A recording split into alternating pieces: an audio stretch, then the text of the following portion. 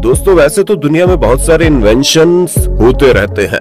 खुद देखिए, कुछ इन्वेंशन ने पूरी दुनिया को हिला के रख दिया, तो कुछ इन्वेंशन ने हमारी लाइफ को इजी बना दिया।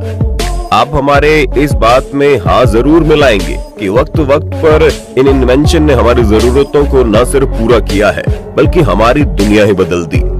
लेकिन दोस्तों आज ना तो हम इन्वेंशन के बारे में बात करेंगे, ना ही टेक्नोलॉजी के बारे में। आज हम आपको कुछ ऐसा बताएंगे जो आपको अंदर से हिला कर रख देगा।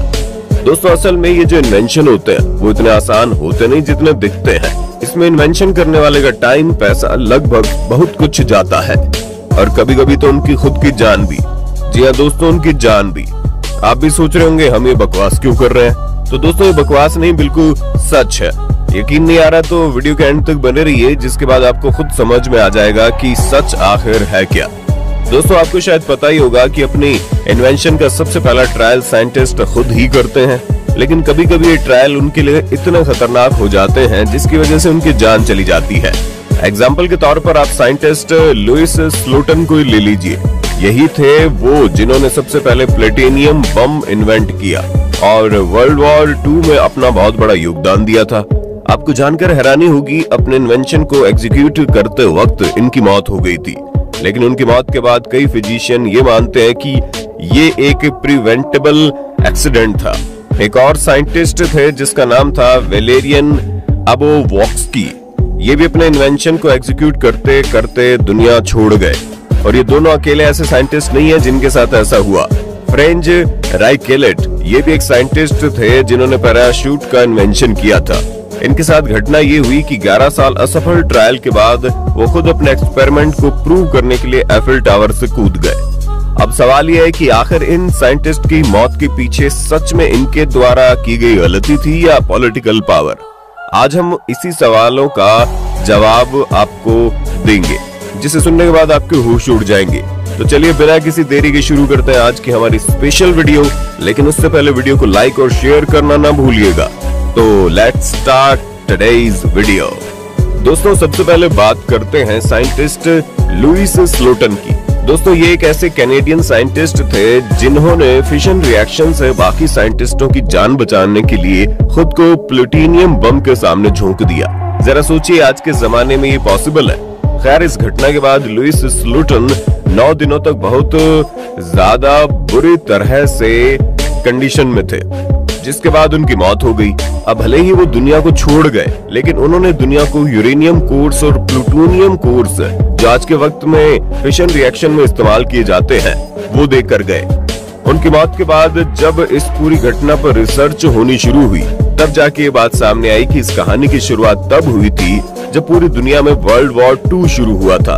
दोस्तों साल 1946 में अमेरिका को बचाने के लिए लुइस स्लोटन, जो कि एक कैनेडियन फिजिस्ट और केमिस्ट थे, उन्हें मैनहट्टन प्रोजेक्ट में शामिल किया गया था। यकीन मानिए दोस्तों ये एक ऐसा खुफिया प्रोजेक्ट था जिसमें उन्होंने दुनिया का सबसे पहला न्यूक्लियर वेपन बनाया, एक प्लूटोनियम बम जिसका वर्किंग काफी सिंपल था।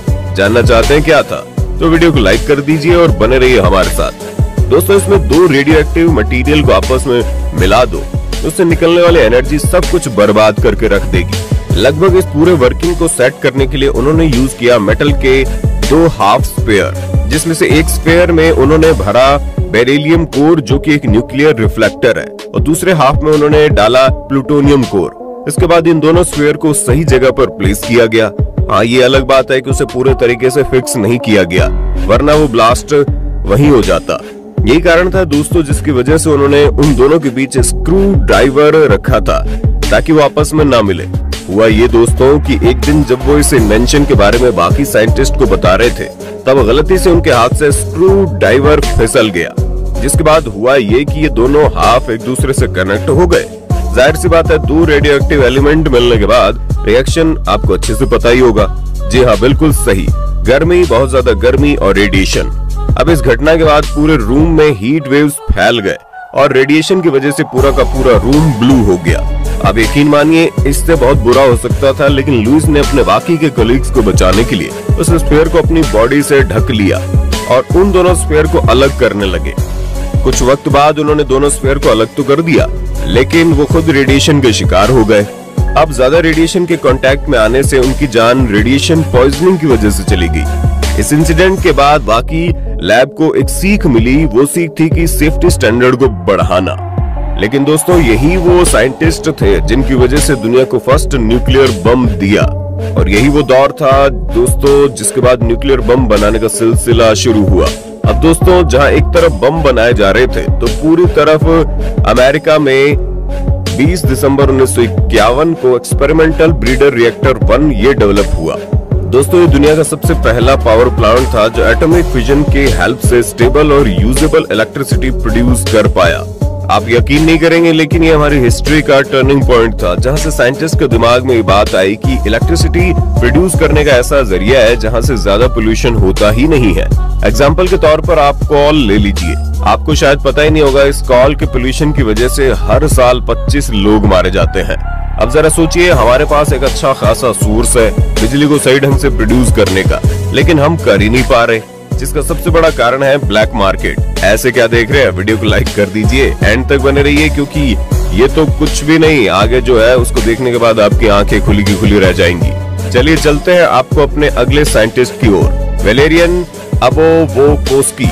दोस्तों, आपकी जानकारी के लिए बता दें, ये एक रशियन इन्वेंटर थे जिन्होंने साल 1917 में प्लेन ट्रेन हाइब्रिड की खोज की। दोस्तों, एक ऐसी ट्रेन थी जिसमें एरोप्लेन का इंजन प्रोपल्सन सिस्टम के साथ फिट किया गया था। उस सिस्टम को अगर आप आज देखते तो उसे चॉपर का नाम देते। हुआ ये कि जब इसका टेस्ट राइड किया जा रहा था तो ट्रेन पटरी से उतर गई, जिसके कारण इसके इन्वेंटर की मौत हो गई। अब मौत होने के बाद उनकी फैमिली का कहना था कि ये एक एक्सीडेंट नहीं है, बल्कि कुछ पॉलिटिकल लीडर्स ने उन्हें मारने की साजिश रची है। दोस्तों, आपकी जानकारी के लिए बता दें कि वैलेरियन के इन्वेंशन के पीछे मकसद था सोवियत ऑफिसर्स की जर्नी। इसके बाद हुआ ये कि 1921 में उनके ट्रायल को अच्छी खासी सफलता हाथ लगी, जिसकी वजह से उन्होंने रशियन अफसर को एक बार इस ट्रेन में सफर करने का फैसला भी करवाया। इसके बाद जब जुलाई 1921 में जब इस टेस्ट ड्राइव की शुरुआत हुई तब सब कुछ ठीक था, लेकिन जैसे ही वैलेरियन अबोवोकोस्की मॉस्को से 11 किलोमीटर दूर गए, उनका ट्रेन पटरी से उतर गया। ट्रेन के पटरी से उतरने के बाद उसमें मौजूद 6 वीआईपी और वैलेरियन की मौत हो गई। उनके बाद जब इस बारे में पता किया गया तो खबर सामने आई, इनके इंजन में कुछ खराबी आ गई थी, जिसकी वजह से यह हादसा हुआ। लेकिन दोस्तों, यकीन मानिए, दूसरी तरफ कहानी कुछ और ही थी। उनके फैमिली का कहना था कि ये कोई एक्सीडेंट नहीं बल्कि सोची समझी साजिश थी। पॉलिटिकल दुश्मनों के चलते इस घटना को अंजाम दिया गया। अब इस बात का कोई सबूत था नहीं, तो ये केस सिर्फ एक केस ही बनकर रह गया। खैर दोस्तों, आपको क्या लगता है उनकी मौत कैसे हुई होगी? ये वाकई कोई एक्सीडेंट रहा होगा या किसी की साजिश? कमेंट में बता दीजिए। Number 3, William bullock. दोस्तों, 30 दिसंबर 1862 में विलियम बुलक ने मार्क क्रोस की प्रिंटिंग प्रेस में इम्प्रूवमेंट करके पूरी दुनिया के सामने एक वेब प्रेस पेश किया। ये एक ऐसा मशीन था जिसकी वजह से पेपर के दोनों तरफ प्रिंटिंग पॉसिबल हो पाई। इतना ही नहीं, इसकी स्पीड और एफिशिएंसी की वजह से प्रिंटिंग इंडस्ट्री बहुत ज्यादा इवॉल्व हुई। विलियम बुलक के इन्वेंशन के बाद इसकी डिमांड मार्केट में बहुत ज्यादा बढ़ गई। अलग अलग कंट्री अपने न्यूज़पेपर को प्रिंट करवाने पर इसको यूज करने लगे। लेकिन एक दिन की बात है दोस्तों, जब 3 अप्रैल 1867 को वो एक न्यूज़पेपर का काम कर रहे थे, तभी उनका पैर रोटर मशीन में फंस गया। अब इसके बाद क्या हुआ होगा दोस्तों, यकीनन हमें आपको बताने की जरूरत नहीं है। अब अगर आप दोस्तों इसे उनकी मौत समझ रहे हैं तो आप गलत है, क्योंकि इस घटना के बाद उनकी मौत नहीं बल्कि उनका एक पैर चकनाचूर हो गया। हुआ ये कि इस इंसिडेंट के बाद उनके पैर में गैंग्रीन हो गया, जिसके बाद वो अपना ऑपरेशन करवाने हॉस्पिटल पहुंचे, लेकिन तभी ऑपरेशन के बीच में उनकी मौत हो गई।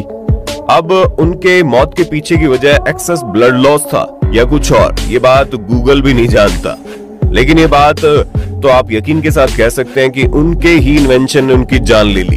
दोस्तों, सिर्फ इतना ही नहीं, कई और भी साइंटिस्ट हैं जो अपना सपना पूरा करने के लिए कड़ी मेहनत करते हैं, लेकिन उन्हें इस बात का जरा भी अंदाजा नहीं होता कि उनका इन्वेंशन ही उनकी जान एक दिन ले सकता है। क्यों, है ना सही बात दोस्तों?